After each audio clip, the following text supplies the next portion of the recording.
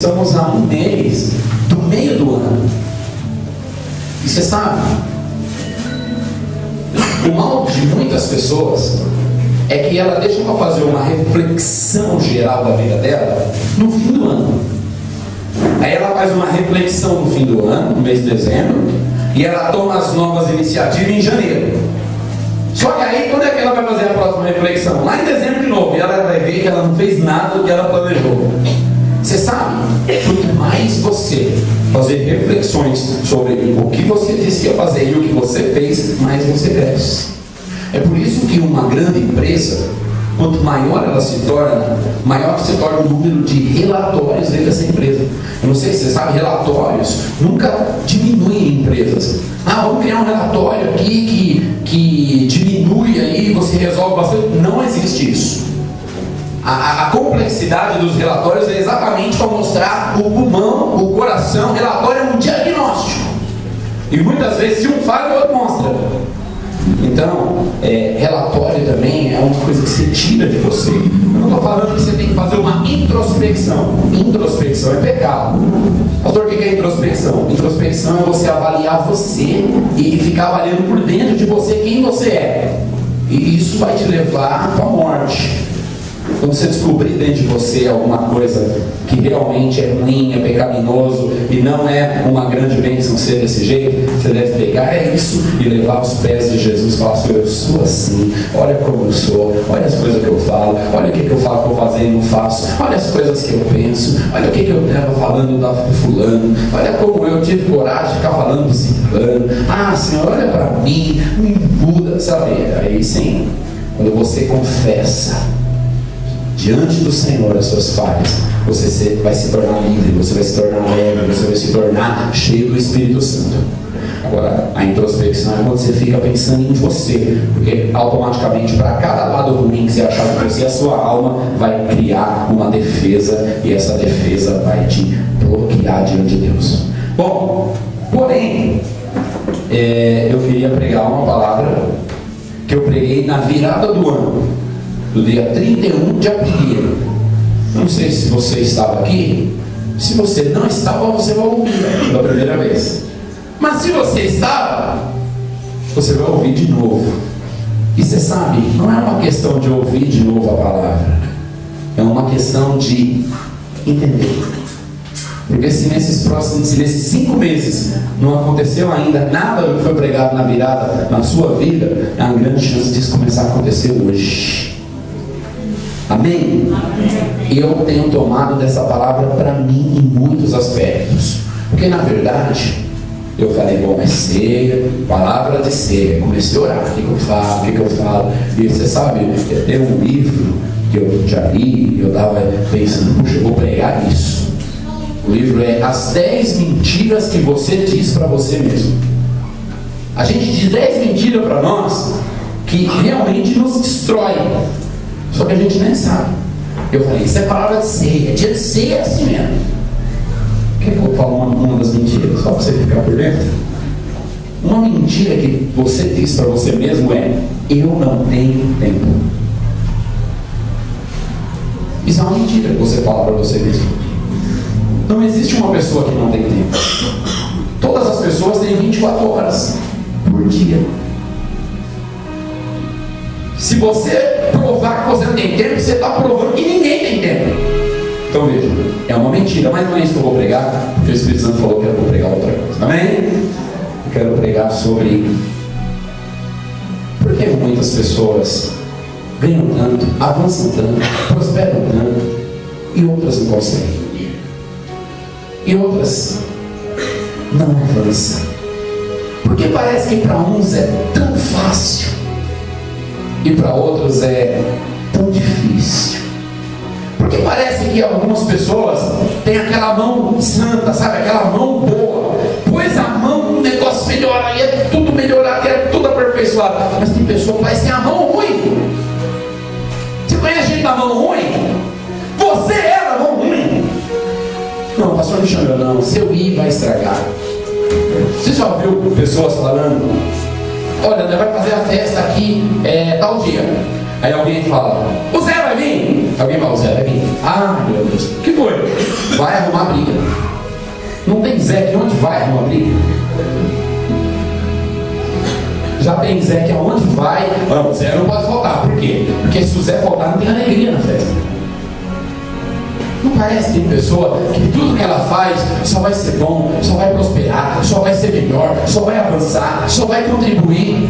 E tem gente que tudo que ela faz parece que só vai destruir, só vai atrapalhar, só vai arrumar confusão, só vai arrumar briga. E se estava bom agora vai estragar, e se estava ruim agora vai terminar de vez. Por quê? Por que isso? Essa foi mais ou menos a palavra que nós pregamos na virada. Põe para mim, Raul. Eu te dei uma introdução do que é esse tipo. Está no lugar certo, na hora certa. Eclesiastes capítulo 9 mostra esses dois versículos. E eles contradizem muitos termos. Vamos ler com muita calma. Vi ainda debaixo do sol que não é dos ligeiros o prêmio, nem dos valentes a vitória, nem tampouco dos sábios o pão, nem ainda dos prudentes a riqueza, nem dos inteligentes o favor. Porém, tudo depende do tempo e do acaso. Uau! Tudo depende do tempo e do acaso. Isso é uma frase forte que está escrita aqui na Bíblia. O versículo 12, ele continua: pois o homem não sabe a sua hora, como os peixes que se apanham com a rede traiçoeira, e como os passarinhos que se prendem com o laço, assim se enredam também os filhos dos homens no tempo da calamidade, quando cai de repente sobre eles. Veja, o primeiro verso diz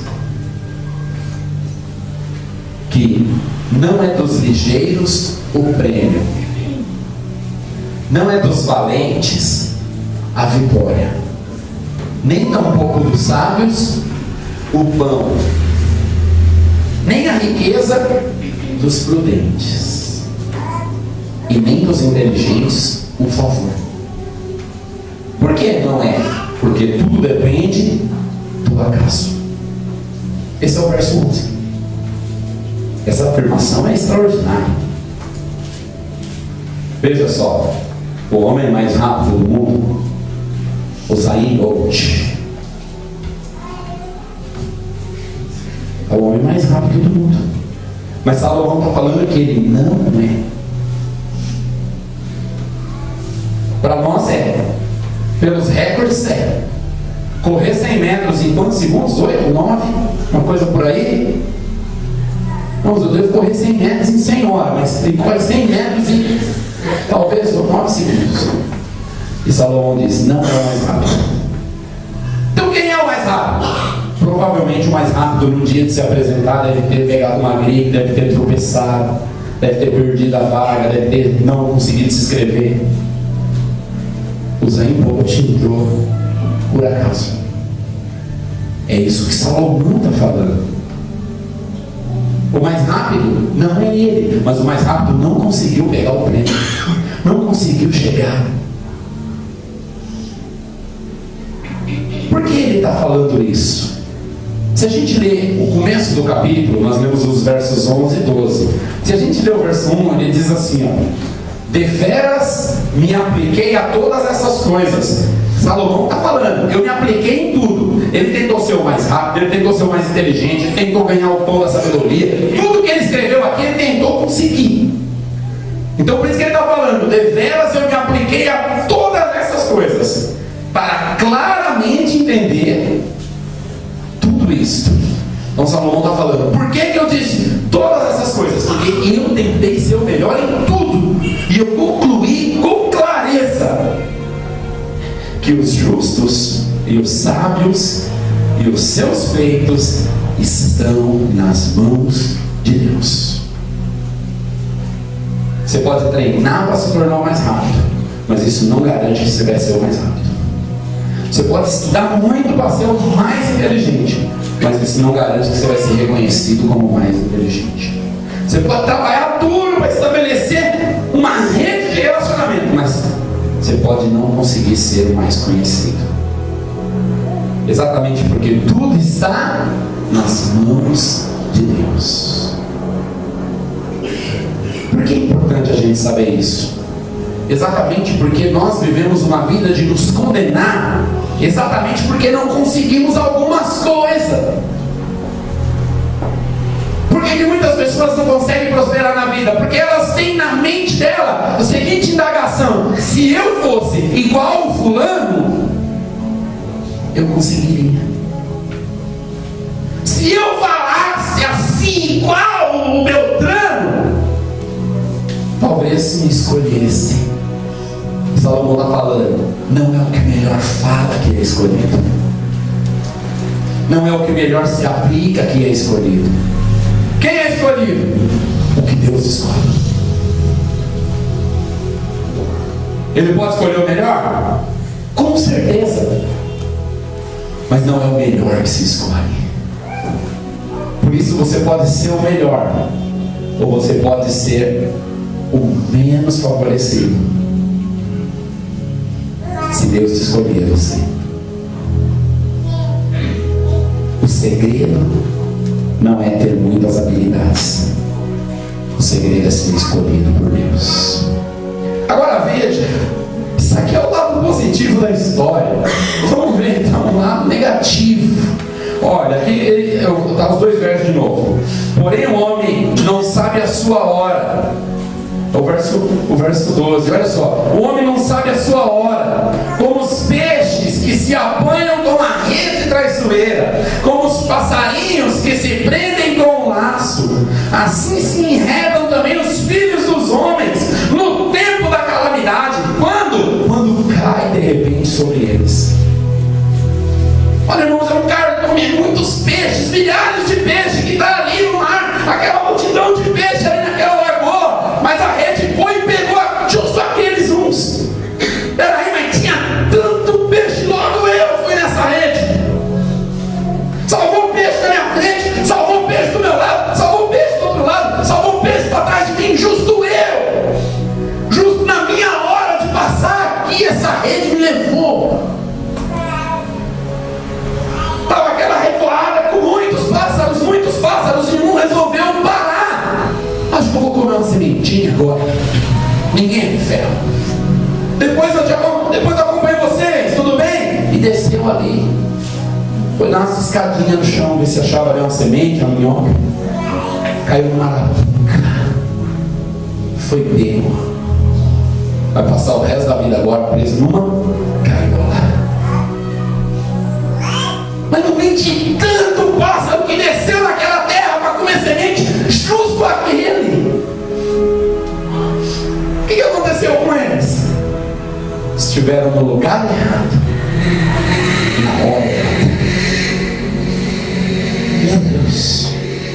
Não, pastor, não, porque Deus realmente viu meu mal. Não é verdade. Deus viu o mal em todo ser humano. Todos. E Jesus mesmo disse, porque na época de Jesus, eles levantaram uma torre muito grande na cidade de Siloé, e aquela torre em construção desabou e matou ali muitas pessoas. Jesus usa o exemplo dessa torre e ele fala: você acha que aqueles que morreram na torre de Siloé eram mais pecadores do que os que ficaram vivos? Aí Jesus fala: claro que não. Então por que morreram? Estava no lugar errado, na hora errada. Se algum funcionário resolveu faltar naquele dia, ele ficou vivo. Mas aqueles talvez algum funcionário já estava faltando bastante dia. E aí ele tomou um escorregão às vezes da esposa, vai trabalhar, vai ser segunda civil, e ele foi justo naquele dia. E a torre caiu e matou ele. Justo naquele dia. Isso é estar no lugar errado, na hora errada. Pastor, só está no lugar errado na hora errada alguém que está por acaso? Não. Infelizmente eu vou te dar 2 conselhos que nem sempre as pessoas seguem, que nem sempre as pessoas aderem para elas. E infelizmente esses conselhos não são tão seguidos e deveriam. O primeiro é: não entre no deserto dos outros. Você sabe, o ser humano tem mania de heroísmo, e quando se torna crente, então eles querem fazer até o que Jesus não fez. Deixa eu te falar uma coisa: nós somos de Deus, somos chamados por Deus, temos a unção de Deus. Deus vai nos levar para muitos lugares, mas é Deus que nos vai levar. Muitas pessoas entram na encrenca dos outros, que não era dele, e se encrenca. Muitas pessoas entram nos lugares errados e vivem histórias erradas. Deixa eu te falar: não entre nos desertos de ninguém. Esse é o primeiro conselho.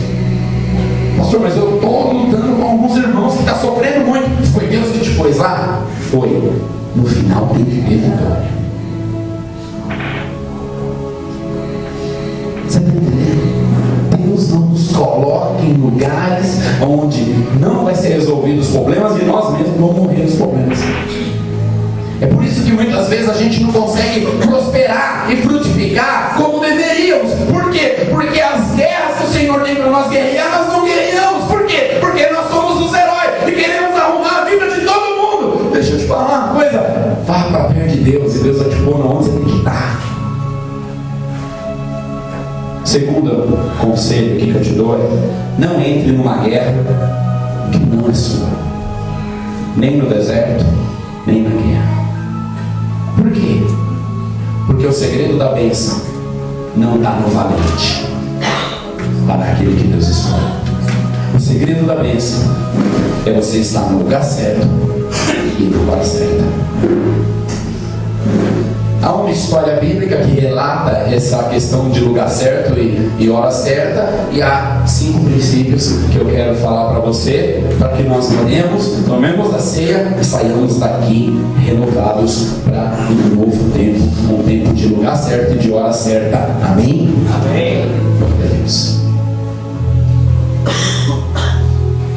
O milagre de Deus veio na vida dessa mulher sunamita. Essa mulher aqui era mais nova, casou-se com um homem mais velho, muito rico. E ela morava num lugar onde Eliseu sempre passava quando ele estava no seu curso de profeta. E ela sempre observava: esse homem é um profeta, esse homem é santo. E um dia ela chamou seu marido e falou: olha, esse é um homem santo de Deus, é um profeta, vamos fazer uma casinha e colocar aqui no cantinho do terreno. O dia que ele estiver passando por ali, se ele estiver cansado, ele entra, ele dorme, ele fica ali naquele quarto, não tem problemas, a gente tem dinheiro. Meu marido concordou: pode fazer, pode abençoar o profeta. E aí vai, fizeram a casinha, chamaram lá o homem de Deus, falaram: olha, a gente vê que você passa sempre por aqui, você é homem de Deus, nós estamos fazendo esse quartinho para você, está aqui a chave, quando você estiver cansado, vem, fica aqui, você, seu auxiliar, fiquem aí, deixa Deus dar descanso para vocês. E assim sucedeu essa amizade entre a sunamita e Eliseu.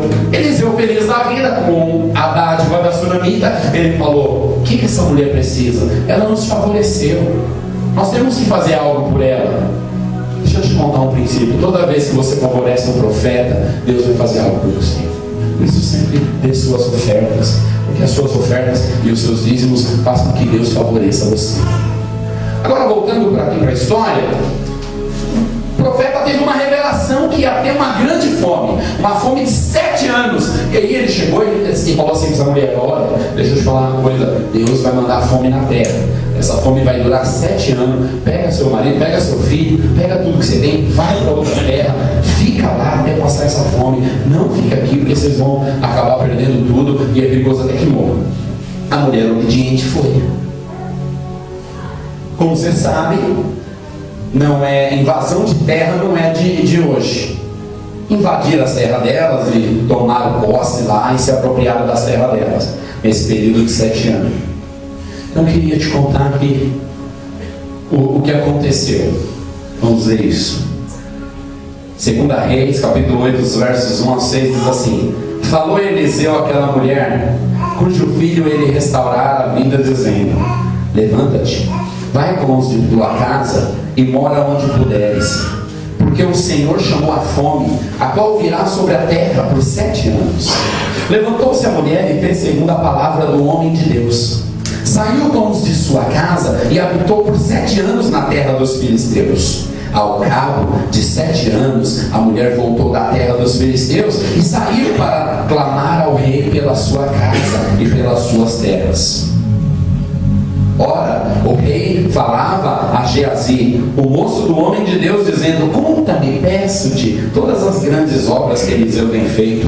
Contava ele ao rei como Eliseu restaurara a vida a um morto, quando a mulher cujo filho ele havia restaurado a vida chamou ao rei pela sua casa e pelas suas terras. Então Geazi disse: ó rei, meu senhor, é esta mulher, porque o seu filho, a quem Eliseu ressuscitou, restaurou a vida. Interrogou o rei a mulher e ela lhe contou tudo. Então o rei lhe deu um oficial, dizendo: faze restituir-lhe tudo quanto era seu e todas as rendas do campo, desde o dia em que deixou a terra até agora. Irmãos, a mulher obedeceu a palavra do profeta e foi embora. 7 anos de fome. Quando acabou a fome, ela voltou. Só que tudo que era dela tinha sido invadido. E aí ela viu que agora invadiram as terras dela, tomaram as terras dela, e ela falou: vou lá falar com ele. Vou lá chegar, rei, olha, é o seguinte, eu era dono de tudo isso aqui, e isso aqui tudo está perdido, me invadiram, eu preciso que o senhor faça alguma coisa. No dia em que ela foi falar com o rei, o moço, o ajudante do profeta Eliseu, estava conversando com o rei, e o rei falou: conta para mim, Geazi, qual eram as obras de Eliseu? E aí o Geazi resolveu contar justo essa: olha, um dia o Eliseu ressuscitou um morto que era de uma mulher que ele mesmo profetizou o filho, e aquela mulher perdeu o filho, ele ressuscitou. De repente a mulher aparece. Aí o Geazi fala: olha ela aqui, é a mulher essa aí, olha o menino ali. Aí o rei: vem cá, minha filha, chega aqui, é verdade o que ele está falando? Conta aí. E ela contou tudo. Aí ela fala: ah, então, aproveitando que o senhor me perguntou se sou eu mesmo, eu vim aqui falar que tomaram minhas terras. Aí o rei falou: não, vem cá, chama os guardas aqui. Chegou os guardas e falou: segue essa mulher, o que é dela é dela. É para devolver tudo, é para tirar quem invadiu, e tudo que produziu enquanto ela estava fora é para dar para ela. Ô irmão, isso não é sorte não. Se essa mulher tivesse ido lá um dia antes, ela não tinha conseguido nada. Se ela tivesse ido um dia depois, ela não tinha conseguido nada. Se o Geazi resolvesse estar contando outra história, ele podia não se aperceber dela e não chamar ela. Porque ele contou justo a história dela. E quando ele está falando da história dela, ela aparece tudo na hora. Deixa eu te falar uma coisa: e não é novela, não foi montado, não foi escrito. Isso é que é estar no lugar certo, na hora certa. Sabe? Que favor! Aquela mulher não era a mais inteligente lá de Sudão. Ela não era a mulher mais renomada daquele reino. Mas Deus escolheu que naquele dia ia favorecer ela. Não é dos mais inteligentes. O prêmio é obra de Deus. Com essa história eu gostaria de dizer isso. Como você pode ser posicionado no lugar certo, na hora certa? Meu Deus. Como? É uma ótima coisa para saber, fala a verdade. Saber o lugar certo e a hora certa é uma notícia que vale $1 milhão. Vale ou não vale?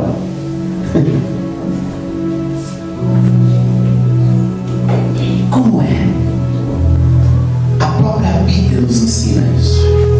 Nos ensina os princípios. Por isso eu queria que você estivesse muito atento e que o Espírito Santo ministrasse no seu coração esses princípios Porque eu tenho certeza de uma coisa: você vai ver que tipo de Deus você serve.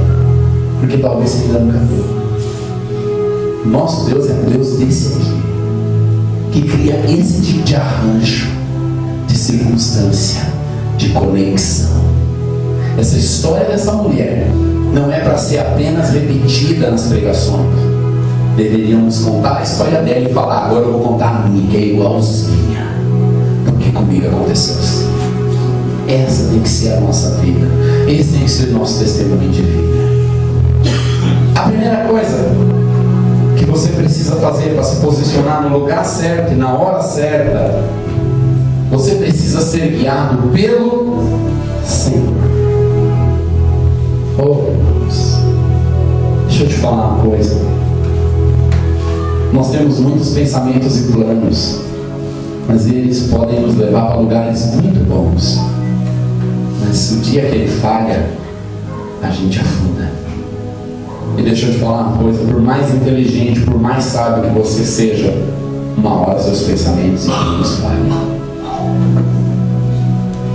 Por isso você nunca deveria tomar decisões pensando com a sua mente ou olhando para as pessoas.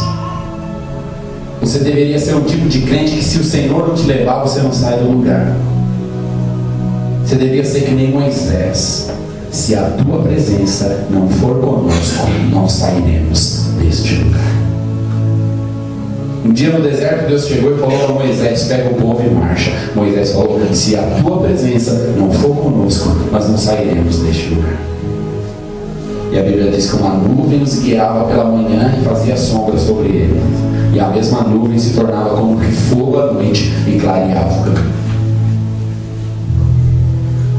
Nós deveríamos seguir a nuvem de glória do Senhor. Não poderíamos andar nas nossas vidas: Pastor, mas como eu posso ser guiado pelo Senhor? Como é que Ele fala comigo? Onde é que Ele fala comigo? Como é que Ele ouve a voz dEle? Veja, nós vivemos um misticismo entre a Bíblia e a religião, e infelizmente o espírito religioso dentro das igrejas é uma praga que destrói, porque é uma pessoa que consegue ter comunhão com Deus, que consegue ter uma vida com Deus, ao invés dela chegar e dizer no meio de todo mundo: irmãos, ter comunhão com Deus é simples, é como ter comunhão com uma pessoa, é dessa forma. Não, ele se enche de glória e ele começa a falar: você quer falar com Deus? Você tem que saber que isso tem que pagar preço. Quem pagou o preço foi Jesus. Para nós é de graça. Pastor, como é que ouve? Como é que faz? Fala para mim, como é? Não precisa eu te falar. A própria Bíblia fala: tu, porém, quando orares, entra no teu quarto, fecha a porta, orarás a teu Pai em secreto, e teu Pai que te vê em secreto te recompensará. Se você tiver o hábito de orar todo dia, você nunca mais dá um passo sem que Deus te guie, sem que Deus te leve. Pastor, orar é muito difícil. Não é não, filho. Não é não. Orar é só entrar no quarto e falar: o Senhor está aqui, eu preciso falar, eu preciso ouvir. E se eu não tiver palavra, pastor, eu canto um louvor. E se eu não souber nenhum louvor, pega um capítulo da Bíblia e fica lendo para ele. Alguma coisa vai acontecer. Se você tiver o hábito de entrar no seu quarto, fechar a tua porta, Deus tem o hábito de estar em secreto, de te ver e de te recompensar. Como é que muitas vezes Deus nos recompensa, irmãos? Continua firme. Não vai mais neste lugar. Não anda mais com determinada pessoa. Não fala mais esse tipo de coisa. Não reclama mais dessa situação. Não vai mais para esse tipo de influência. Esteja aqui, esteja ali. Deus vai te colocar no lugar certo, na hora certa. Você pode não ser o mais sábio, você pode não ser o mais inteligente, você pode não ser o mais favorecido, mas não vai ter um lugar que você vai estar que não vai ser pro bem. Não vai ter uma coisa que você vai falar que não vai dar resultado, porque você será guiado pelo Senhor. Sabe? Pratica isso. Quanto tempo, pastor? 1 hora, 2 horas? Não. Você sabe, orar 15 minutos não é fácil. Mas uma pessoa não pode dizer, orar meia hora é difícil. Mas quem ora 15 minutos durante um mês, depois passa para meia hora. Quem ora meia hora durante um mês, passa para 1. E quem ora 1 hora por dia, não vai ter mais problema nenhum de orar 1 hora. Só precisa continuar. Continuar. Você tem que acordar e falar, se eu não orar, eu não vivo. Por isso eu oro. Por isso eu estou aqui. Você sabe, a gente, quando entra em crises, em problemas, a gente perde sono, passa noites em claro, com filhos doentes, com esposo, com marido, com mãe, com pai. A gente vai pedir dinheiro emprestado, a gente vai fazer loucura, a gente anda a pé, a gente sai na chuva, a gente corre risco de relâmpago pegar, a gente luta, faz hora extra para pagar carro. Mas o Senhor está falando, entra no seu quarto, fecha a sua porta e fala comigo. Lutar por isso é o maior prêmio que uma pessoa pode ter para viver. Pode ser difícil do jeito que for, mas é o que mais vale a pena nessa vida. É ser guiado pelo Espírito. Segunda coisa, crer. Creia que Deus vai te guiar no lugar certo, colocando desejos no seu coração. Essa é a voz de Deus. Deus vai te guiar no lugar certo, colocando desejos no seu coração. Olha esse versículo de Hebreus. Esta é a aliança que farei com eles. Depois daqueles dias, diz o Senhor, porei no seu coração as minhas leis, e sobre a sua mente as escreverei. Deixa eu te falar uma coisa. Quando você desenvolver o hábito de entrar no seu quarto e falar com o seu pai todos os dias, ele vai estar lá em secreto, mas ele começa a escrever as leis dele no seu coração e o que ele quer que você faça na sua mente. Desejos começarão a brotar no seu coração, e esses desejos te guiarão. Pastor, então por isso que eu nunca consegui fazer uma coisa relevante, porque vou te confessar, eu nunca consegui orar. Olha quanto tempo você perdeu dentro da igreja. Hoje é um dia de ceia, hoje é um dia de conselho, hoje é um dia de você falar, começa uma história hoje. Pastor, meu horário, não posso estar no culto, não posso estar na célula, mas você pode todo dia estar dentro do seu quarto, falando com seu pai. Ah, olha a minha vida e olha o tanto de coisa que eu faço. Mas você pode todo dia separar um tempo, falar, Senhor, ainda está complicado para estar onde eu quero, mas entre eu e ti, e agora, é nesse lugar mesmo. Um irmão estava falando para mim que está, não sei se o irmão falou, se eu ouvi uma pregação, porque eu tenho ouvido muitas pregações nesses dias, que ele está, eu ouvi na pregação, ele está fazendo 45 minutos de almoço e 15 minutos de oração. Ele almoça, depois ele descansa 15 minutos, depois ele ora 15 minutos. Ele disse que fez isso 1 ano. Foi uma direção do Espírito Santo num culto. Ele queria prosperar, ele era vendedor. Era um vendedor, vendia as coisas nas casas, saía nas ruas oferecendo e vendendo. E era, acho que era máquina de lavar, não sei o que era que ele vendia. Então o Espírito Santo começou a pedir para ter estratégia. Senhor, me dá estratégia de venda, me dá estratégia de venda. E aí o Espírito Santo falou, você quer estratégia de venda? Faz o seguinte, você tem 1 hora de almoço, então você vai ficar almoçar e dar um descanso de 45 minutos. Os últimos 15 minutos do seu almoço você vai orar, você vai falar comigo, você vai cantar comigo, você vai ouvir minha voz e eu vou falar com você. Ele fez isso em 1 ano. Ele se tornou o maior vendedor da empresa, mais do que os outros funcionários juntos. E aí o patrão dele, quando ia dar motivação de venda, ele falava: ó, eu vou falar as motivações de venda aqui para vocês, porque elas funcionam, mas antes eu quero chamar aqui, vem aqui na frente na hora. Aí colocava ele lá na frente e falava: ó, tá aqui na hora. Na hora é a maior motivação de venda que eu tenho. Ele reza todo dia na hora do almoço. Obrigado, pode ir, agora eu vou falar as motivações. Ele falava: se você fizer o que ele faz, você vai ter os resultados que ele tem. Veja, irmãos, ele sempre ia na casa certa, fazer a venda certa.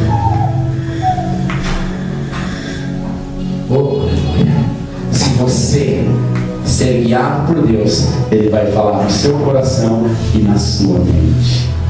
De repente você vai acordar com desejo de ir na feira. De repente você vai acordar com desejo de ir no shopping. E aí você vai falar: é do diabo, ir no shopping, não posso ir no shopping, diabo, sai daqui, eu não posso gastar. Mas aí você vai ver que não é bem o diabo. Você tem orado, você tem tido uma vida com Deus. Aí você fala: eu vou lá nesse shopping, se Deus está falando, eu vou. Aí você vai lá fazer o que você sempre faz. O que você faz no shopping? Vai para a praça de alimentação, comer alguma coisa? Bebeu um suco em 1h30? Ficar olhando as vitrines das lojas? Eu não sei. Jogar joguinho no celular? Um dia eu vi um sujeito com um notebook lá numa mesa, mexendo. Eu falei: deve ser algum vendedor, deve ser algum empresário ali trabalhando. Quando eu passei, eu olhei, jogando joguinho.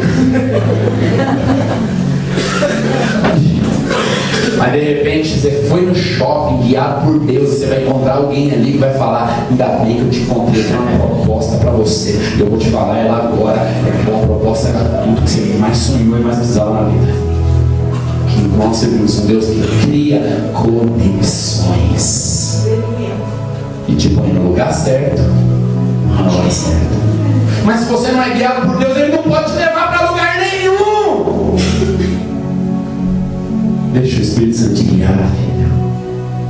Não é do mais inteligente o prêmio, é daquele que Deus quer dar.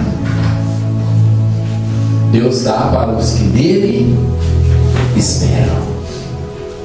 Terceiro, sente-se frequentemente aos pés do Senhor.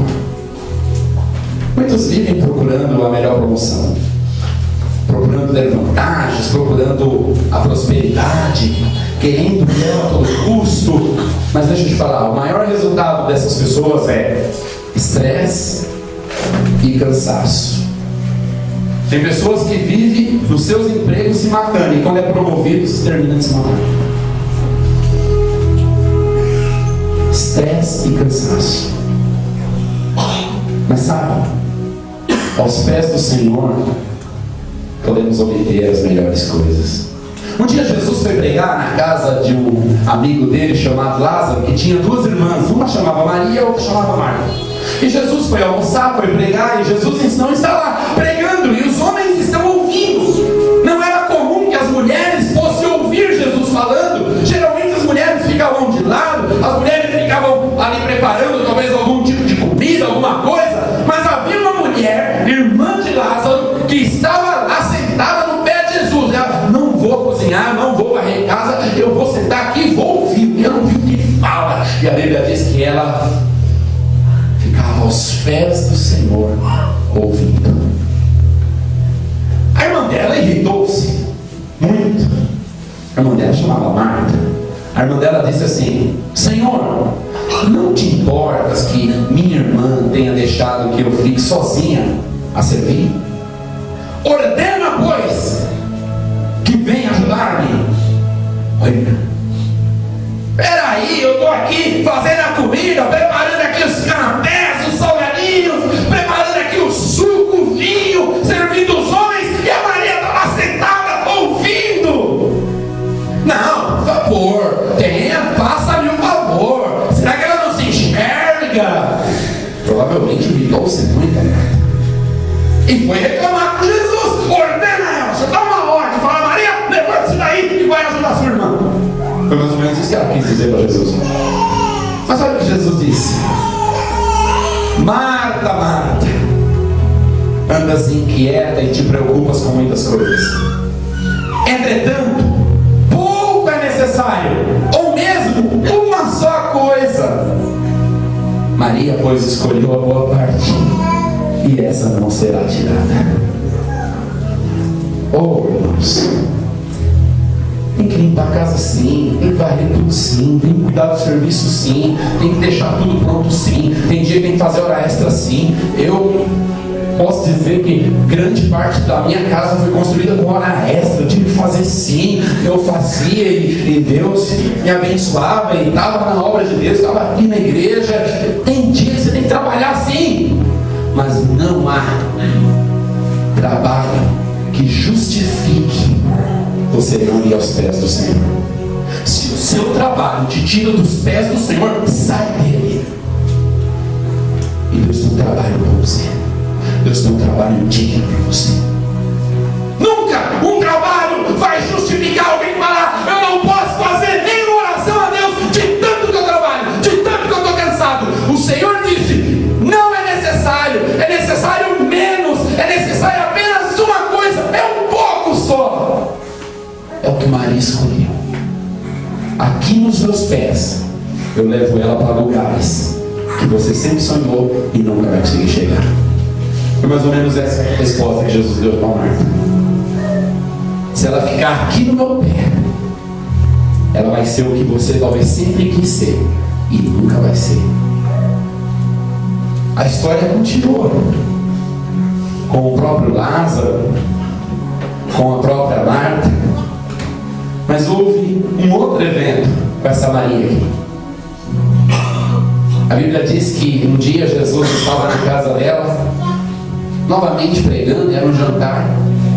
Ela entrou na casa com um vaso de unguento, um vaso caríssimo de um perfume mais caro da época. Ela quebrou o vaso, porque ele era lacrado, quebrou aquele vaso, derramou o perfume em Jesus.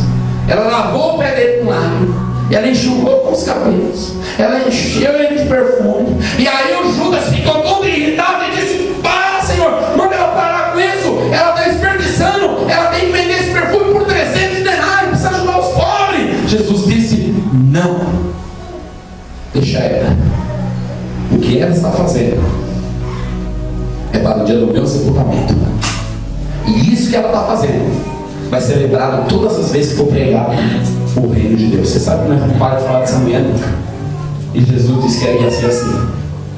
Quando Jesus morreu, ele ressuscitou, e no domingo de manhã algumas mulheres foram com o bálsamo para embalsamá-lo no túmulo. Quando elas chegaram, elas encontraram o quê? O túmulo aberto e vazio. Peraí, mas não embalsamou? Embalsamou.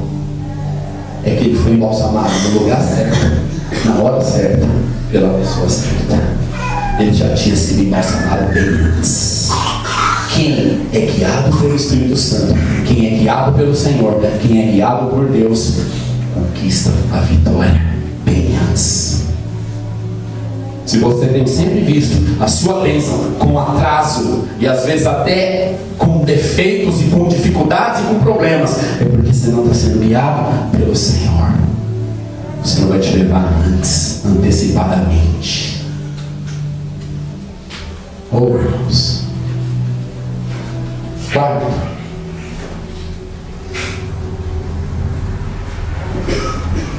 acredite que mesmo que ninguém se lembre de você, o Senhor vai achá-lo no meio das ovelhas. O primeiro segredo é o de Maria. Se você tiver ao lado de todo dia, ficar alguns minutos nos pés do Senhor, Ele vai te guiar. Esse é o primeiro segredo infalível. O segundo é o de Davi. Talvez ninguém olhe para você, ninguém te escolhe, ninguém te chama, mas o prêmio é daquele que é favorecido por Deus. A Bíblia diz em Samuel, 1 Samuel 16, que o profeta foi ungir um rei na cidade de Davi, lá em Belém. E chegando lá, chamou por Jessé e disse: eu vim aqui porque o Senhor mandou ungir uma pessoa aqui, que vai ser um rei de Israel. E o Jessé chamou seus 7 filhos. E quando o 7 foi passando diante do profeta, o Senhor falava que não era para ungir nenhum daqueles. Então o profeta falou: mas esses são seus filhos? Porque o Senhor não disse que é para ungir nenhum desses. Aí ele disse: não, ainda eu tenho um. E cadê ele? Não, eu nem chamei ele. Está lá cuidando das ovelhas. Talvez falar de você. Quando é para escolher alguém, nem lembra se existe. Não, tem um. Está lá, está cuidando das ovelhas. Vamos chamar o Davi. Alguns estudiosos falam que Davi era um filho de uma outra mulher que não era mãe daqueles 7, e por isso era desprezado, e por isso não tinha honras com o pai que os outros irmãos tinham. Era quem cuidava das ovelhas. Aí o Samuel olha aquele baixinho chegando, e o Senhor fala: esse é o homem, esse eu escolhi, derrama o óleo nele. Aí aquela cena diante dos irmãos grandão, Samuel vai, derruba o óleo: eu te constituo rei de Israel, porque assim o Senhor te chamou, assim te escolheu e assim ele fará. E a Bíblia fala que naquele mesmo instante o Espírito do Senhor entrou em Davi. E o que aconteceu? Ele subiu na mesa e falou: agora eu vou dizer uma coisa para vocês, seus grandões. Eu fui ungido, vocês viram. Digo eu agora aqui nessa casa. Foi isso que ele fez? Terminou? Amém, obrigado, seu profeta. Pai, estou voltando, vou cuidar das ovelhas de novo. Voltou para cuidar das ovelhas. Era para ser ungido, ele foi ungido, pronto, acabou. Agora vai cuidar das ovelhinhas de novo. De repente acontece outra coisa. Eu acho que foi isso. Ele foi ungido. De repente, o rei fica endemoniado. E agora o rei Saul está endemoniado. Ele está perturbado. E agora o rei está endemoniado. Não existe ainda os poderes do reino de Deus. Então ninguém pode ir lá expulsar em nome de Jesus. E agora, como que vai aliviar o rei? Aí alguém fala: chama um tocador de harpa. Nós precisamos de um tocador de harpa. Alguém que louva o Senhor com harpa. Aí alguém fala: tem baixinho lá de Belém que detira uma harpa, que é uma beleza. Ele é bom. Ele cuida de umas 15 ovelhas, então não tem muita coisa para fazer, ele fica o dia inteiro na harpa. Aquele manja. Então vai buscar lá o pequenininho, traz aqui. Aí chega da... O rei está lá todo endemoniado, ele começa a tocar a harpa. Senhor é o meu pastor, nada me faltará. As águas de descanso que eu ando, hoje eu trago para esse palácio. E o rei sara. E o rei agora é livre do espírito perturbador. E agora? Bom, agora, isso aí, Davi, você é o meu tocador oficial. Eu vou preparar um lugar para você morar nesse palácio. Foi assim? Pronto, expulsou o demônio, expulsou. Tá bom, dá minha harpa, eu preciso cuidar das minhas ovelhas. E voltou! Foi cuidar das ovelhinhas de novo. De repente tem uma terceira situação. O pai dele fala: filho, chama um servo, fala: vem cá, a guerra está forte, tem um gigante lá chamado Golias, e ele está pondo medo no país, e o negócio está feio. Até o rei está com medo. Seus irmãos estão na guerra. Então vai lá chamar o Davi para mim. O Davi vem. Aí o Jessé fala: olha, Davi, é o seguinte, seus irmãos estão na guerra, o negócio está feio lá, tem aqui alguns queijos, tem aqui uns pão, vai levar para os seus irmãos, porque eles precisam comer, porque aqueles valentes lá precisam derrubar aquele Golias. Aí o Davi pega o queijo, põe e vai embora levar para os irmãos. Chega lá e o pessoal já começa a dar cascudo nele: o que você está fazendo aqui, moleque? É aquelas ovelhas lá, se perder uma eu te pego. Não, só vem trazer o queijo, o pai mandou trazer o queijo. E ele entrega ali a sacola de queijo. Os irmãos estão comendo queijo, devia estar muito com fome. E o Davi escuta uma história do Golias e fala: e aí, quem vai matar o bicho grande? Ah, não tem um corajoso. O quê? Esse monte de carne aí está afrontando o exército, eu vivo? Eu pego ele. Ó, o rei diz que quem pegar ele casa com a filha dele. Não, não é pela filha dele, eu vou pegar esse cara aí porque eu sou de Deus. E chegou lá para falar com o rei: ó, eu vim aqui, eu vou lutar com o grandão. Mas você, menino, você é pequenininho, se eu que sou grandão, estou comendo você desse tamanho, comendo, você vai enfrentar? Não. Ó, que é matador de urso e matador de leão. Nunca perdi uma ovelha do meu pai. Mas não tem um urso, não tem um leão que me enfrenta. E esse Golias aí é mais um da minha lista. O rei acho que estava tão desesperado, falou: vai lá, meu filho, vai lá.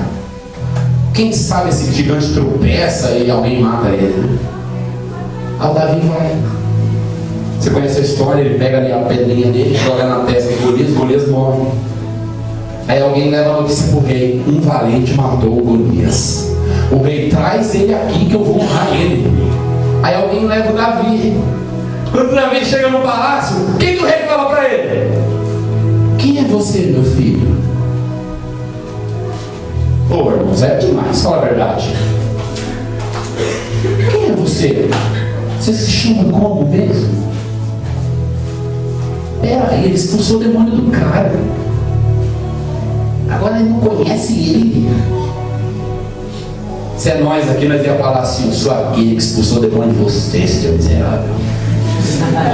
E eu não ia. Não, mas falar, irmãos.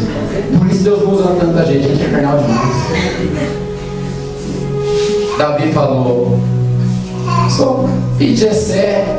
Eu servo a um pobrezinho, coitado. Não tem valor nem na família. Bota uma corrupera lá embaixo. O rei falou: a partir de hoje sua vida mudou. Veja, irmãos, que princípio eu quero te ensinar com isso. Davi não tentou se promover, mas Deus promoveu. Mas quando Davi foi exigido, ele foi exigido por causa de um princípio. Ele vivia nos pés do Senhor. Davi estava perto de Deus. Davi conhecia Deus. Davi falava com Deus. Deus falava com Davi. O dia que o Golias apareceu e falou: esse gigante não pode afrontar o exército do Deus vivo.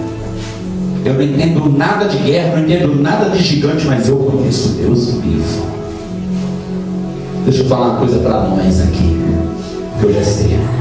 Ao invés de ficar perdendo tempo com essa bobeira de querer ser promovido, vamos conhecer o Deus vivo. Porque Ele tem a promoção.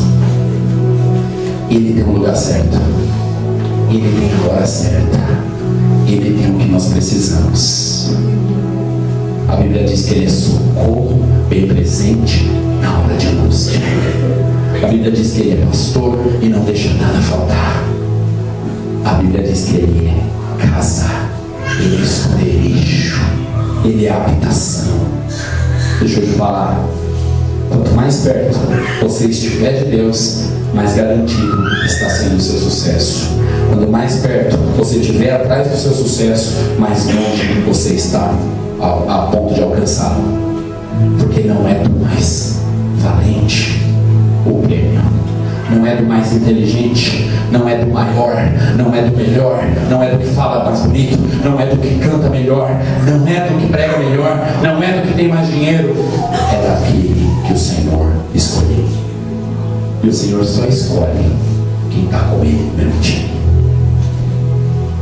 Por isso, sejamos assim. Por fim, o último princípio: olhe para as pessoas em sua volta, porque a bênção de Deus chegará a você através delas. Deus vai usar alguém para te abençoar. A bênção de Deus envolve pessoas, conexões santas. Usualmente essa ocorrência tem a ver com Deus conectando você com alguém. Se você sair que nem um maluco desenfreado atrás de quem vai te dar emprego, quem vai te promover o emprego, quem vai vir para a sua célula, quem vai vir para o culto, quem vai ser, quem vai estar, quem é, quem não é, você corre um sério risco de conectar com centenas de pessoas e não achar bênção nenhuma em nenhuma delas. Mas se antes de você encostar em qualquer pessoa que seja, você encostar no Senhor, Ele te guiará a pessoa certa, a pessoa que vai te promover, a pessoa que vai te abençoar, a pessoa que vai te levar para algum lugar, a pessoa que vai ser o seu discípulo, a pessoa que vai liderar com você, a pessoa que vai ser grande e te falar grande.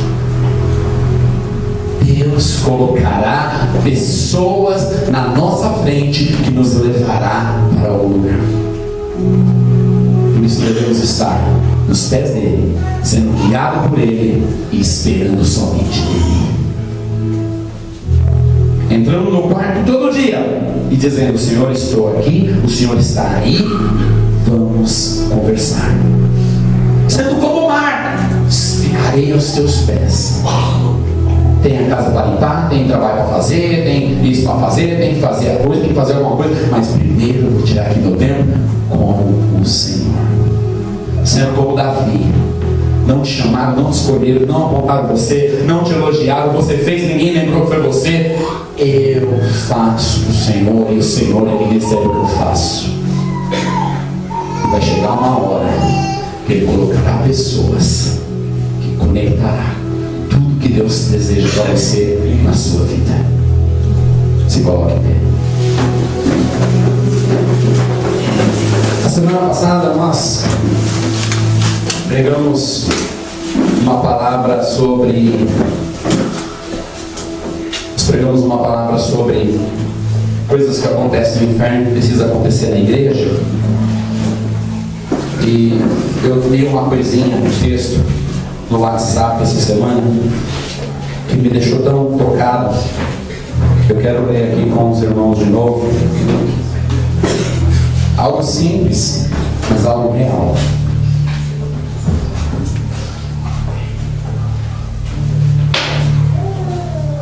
Amém. Se você puder, apaga essa luz para nós. Eu queria que você se concentrasse nisso que eu vou falar. Sabe, se você quiser, você põe sua mão no seu coração, você fecha seus olhos, você concentre-se. Talvez você já leu essa história, então você vai meditar comigo. Essa história diz assim: todos os domingos à tarde, depois da escola dominical, um pastor e seu filho de 11 anos saíam pela cidade e entregavam folhetos evangelísticos. Numa tarde de domingo, quando chegou a hora de saírem pelas ruas com os folhetos, fazia muito frio lá fora e também chovia muito. Os meninos se agasalhou e disse: ok, papai, estou pronto. E o pastor perguntou: pronto para quê? Está na hora de juntarmos os nossos folhetos e sairmos. O pastor respondeu: filho, está vindo frio lá fora e também está chovendo muito. O menino olhou surpreso e perguntou: mas papai, as pessoas vão para o inferno até mesmo em dias de chuva. O pastor respondeu: filho, eu não vou sair desse frio. E triste o menino perguntou: eu posso ir? Por favor. O pastor hesitou por um momento e depois disse: filho, você pode ir. Aqui está os folhetos, tome cuidado. Obrigado, papai, disse o menino. Então ele saiu no meio daquela chuva.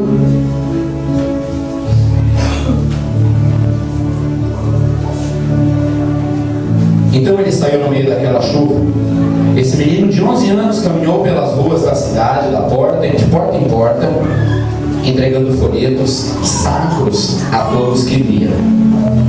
Depois de caminhar por 2 horas na chuva, ele estava todo molhado, mas faltava o último folheto. Ele parou na esquina e procurou por alguém para entregar o folheto, mas as ruas estavam totalmente desertas. Então ele se virou em direção à primeira casa que viu e caminhou pela calçada até a porta e tocou a campainha. Ele tocou a campainha, mas ninguém respondeu. Ele tocou de novo mais uma vez e ninguém abriu a porta. Ele esperou, mas não houve resposta. Finalmente este soldadinho de 11 anos se virou para ir embora, mas algo o deteve. Mais uma vez ele se virou para a porta, tocou a campainha, bateu na porta bem forte e esperou. Alguma coisa o fazia ficar ali na varanda. Ele tocou de novo e desta vez a porta se abriu bem devagar. De repente na porta estava uma senhora idosa com um olhar muito triste. ela perguntou gentilmente: O que eu posso fazer por você, meu filho? Com os olhos radiantes, um sorriso que iluminou o mundo dela, este pequeno menino disse: Senhora, me perdoe se estou perturbando, mas eu só gostaria de dizer que Jesus te ama muito, e eu vim aqui para lhe entregar o meu último folheto, que lhe dirá tudo sobre Jesus e seu grande amor. Então ele entregou o seu último folheto, virou-se e foi embora. Ela o chamou e disse: Obrigada, meu filho, que Deus te abençoe. Bem, no próximo domingo, na igreja, no momento da escola dominical, o pastor estava preparado e ele fez uma pergunta: Alguém aqui tem um testemunho a dizer? E lentamente, na última fileira, aquela senhora se colocou em pé, e conforme ela começou a falar, no olhar glorioso transparecia o seu rosto. Ela disse: Ninguém me conhece nessa igreja, eu nunca estive aqui. Vocês sabem, antes do domingo passado, eu não era cristã. Meu marido faleceu há algum tempo, deixando-me totalmente sozinha neste mundo. No domingo passado, sendo um dia particularmente frio e chuvoso, eu tinha decidido no meu coração que eu chegaria ao fim da linha, e eu não tinha mais esperança e nem vontade de viver. Então eu peguei uma corda e uma cadeira e subi nas escadas para o sótão da minha casa. Eu amarrei uma corda numa madeira no telhado, subi na cadeira e coloquei outra ponta da corda em volta do meu pescoço. De repente, naquela cadeira, tão somente de coração partido, estava eu a ponto de saltar, quando de repente a campainha tocou e me assustou. Então eu pensei: vou esperar um minuto, quem quer que seja irá embora. Eu esperei, mas a campainha insistia em tocar. Depois a pessoa que estava tocando também começou a bater bem forte. Então eu pensei: quem nesse mundo pode ser? Ninguém toca a campainha da minha casa, ninguém vem me visitar. Então eu afrouxei a corda do meu pescoço e segui em direção à porta, enquanto a campainha soava cada vez mais alta. Quando eu abri a porta, eu vi quem era, e eu mal pude acreditar, pois na minha varanda estava um menininho radiante, angelical, que já em minha vida aparecia. O seu sorriso era como eu nunca podia descrevê-lo. As palavras que saíam da sua boca fizeram com que meu coração estivesse, com que meu coração morto saltasse para a vida de novo, quando ele exclamou com uma voz suave: Senhora, eu só vim aqui para dizer que Jesus te ama muito. Ele então me entregou o folheto e eu agora tenho ele em minhas mãos. Conforme aquele anjinho desaparecia no frio e na chuva, eu fechei a porta atenciosamente, li cada palavra do folheto. Então eu subi lá no sótão para pegar a minha corda e a cadeira. Eu não iria precisar mais delas. Vocês veem, agora eu sou uma filha de Deus. Já que o endereço da igreja estava escrito no verso do folheto, eu vim aqui pessoalmente dizer: obrigado, menino. Você foi usado por Deus. E naquele momento, minha vida foi livre do inferno. Não havia quem não tivesse lágrimas nos olhos na igreja. O pastor desceu de onde estava, foi na frente da primeira fileira, pegou seu filho, o abraçou e chorou muito. Nós pregamos uma coisa quase assim semana passada. Nós podemos ser um canal de Deus para salvar as vidas. E eu li isso num grupo de WhatsApp que mandaram. Eu fiquei tão tocado. Falei: Senhor, esse é o nosso chamado, esse é o nosso papel. O Senhor nos chamou e nos escolheu. O Senhor te chamou e te escolheu. O Senhor quer você cada vez mais vivo. E quanto mais vida tiver em você, mais vida Ele vai gerar em outras pessoas. Deixa eu te falar uma coisa: a sua preciosidade, ela é tão grande, ela é tão importante. O Senhor não vai te escolher, Ele já te escolheu. Simplesmente entra no seu quarto, porque que Ele quer te falar. Quem é você? Onde você deve estar? Que palavras você deve falar? Que lugares você deve ir? Que pessoas você deve andar? Quais são as pessoas que você deve ajudar? Entra no seu quarto, seu Pai está em secreto. Ele tem os planos infalíveis para a sua vida. Eu queria orar para que Deus te desse nessa noite um novo começo. Que Deus te colocasse no lugar certo e na hora certa todos os dias da sua vida. E eu te garanto que todas as coisas que Deus sonhou e que Deus planejou que aconteceria na sua vida, acontecerá. Ele criará conexões e homens e mulheres serão usados para que a sua vida tenha valor, tenha sentido, tenha propósito, tenha significado, tenha destino, tenha lugar, tenha hora, o seu jeito, a sua forma, ou das pessoas que talvez está te influenciando, pode estar sendo um grande prejuízo para você, mas o Senhor tem para você um plano de vida perfeito. Se você se encontra até mesmo com as motivações abaladas, com um grande desejo e pouca realização, eu quero orar para você, para que se ilumine o seu coração da glória, da luz, do poder do Deus vivo, do Espírito Santo. Aleluia! Daquele que te escolheu, glória a Deus. Quando Ele resolveu te escolher, Ele escolheu porque Ele decidiu isso. Se você não tem nenhuma qualidade que o faz te escolher, também Ele não achou nenhum defeito que Ele não pudesse te escolher.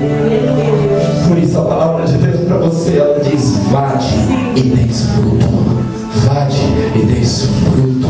O Senhor te chamou para ser uma árvore frutífera. Ele é o adubo. Ele vai fortificar a terra. Ele vai adubar essa terra. E você, como árvore, vai fortalecer a terra. Terá firmezas em todas as partes e dará muitos frutos. Porque assim Ele decidiu, assim Ele escolheu. Mas não saia dessa terra fértil que é o Senhor. Continue plantado aqui no reino de Deus. Ele te escolheu para ser aqui. E Ele diz para você que aqui é o lugar certo, e a hora e as muitas horas certas, nas quais Ele vai fazer a sua vida brilhar, brilhar, brilhar.